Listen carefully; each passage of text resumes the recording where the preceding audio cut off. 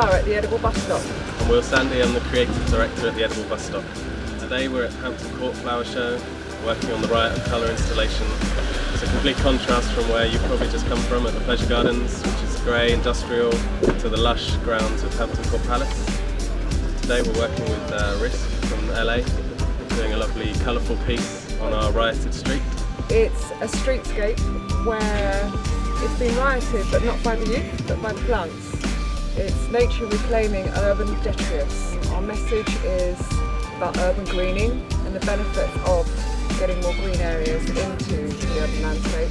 It's been brought together by myself and Michaela and a couple of other people from the bus stop team, and then masses and masses of gratuity from some big companies such as Lafarge, Brett, BSW Timber, Foliage for the trees. So here we are, this all come together in 2 months, which is quite amazing considering we started in Stockwell 15 months ago as a scrappy bit of neglected council land, and we're here at the Royal Horticultural Show.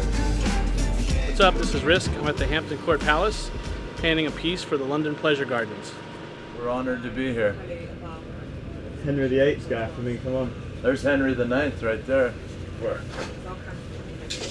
He looks like Henry, kind of, right? This machine is called a HVLP. It's high volume, low pressure. HVLP? This puts the paint on the wall. We use this primarily for what's called buffing. It's background colors and stuff that makes his job a little easier. My normal guy in the States has it all clean and ready to go usually, but You get what you pay you get what you pay for, so. And for finding me on the road on the way over here. It's all right. He's lucky I even know how to use a screwdriver. What do you listen to when you paint? Mostly classic rock. Like a lot of old stuff.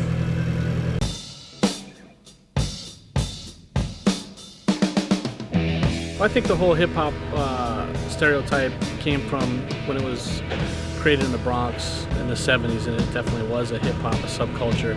But I think as it grew and it went worldwide, different cultures embraced it. I come from LA, so there's a lot of the punk scene that embraced graffiti. So I think that's definitely some of the origins, but now that it's worldwide, I think that it attracts people of all different musical genres.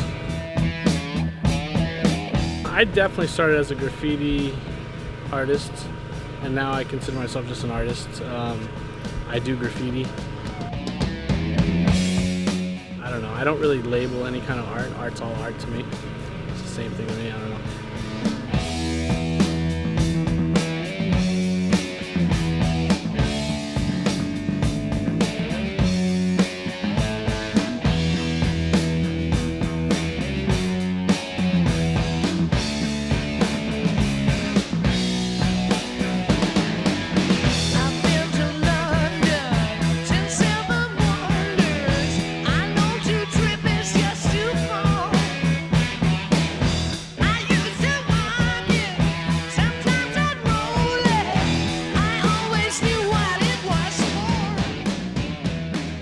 Being at the RHS Hampton Court Palace Flower Show is kind of an interesting experience because it's not somewhere that we'd normally consider showing at, but as their theme is urban greening this year, it's kind of appropriate that we're here.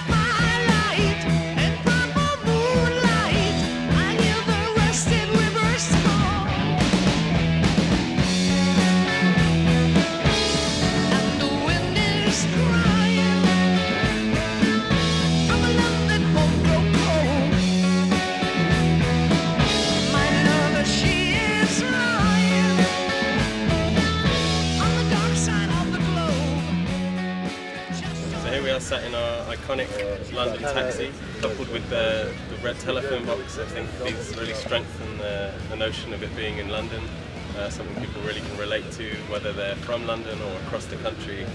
When you think of London, you think of the telephone box, you think of the black cab. So when the cab arrived this morning, the original plan was to have it tipped on its side. Once we got it in situ though, we both felt that it was too dominant and certainly was getting in the way of Risk's artwork. So after lots of umming and ahhing and standing back, we actually moved it back onto its wheels, dug another pothole and shoved it into there because we felt it was really important to not let it take over the garden and allow the garden to sort of be around it, have enough space for everything to breathe. Essentially what we have here is a fantastically artistic plant pot that is empty. So now we have to get our plants in. Yeah, you hope to come back and look at it then. Going anywhere to paint's always a pleasure, but coming to England especially is really cool. Having a good time.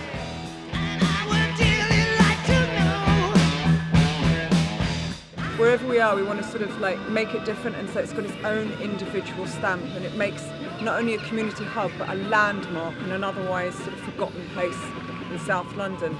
Our aim is to create London's first edible bus route, but with a twist and with a lot of difference, and using design throughout. It's the new world.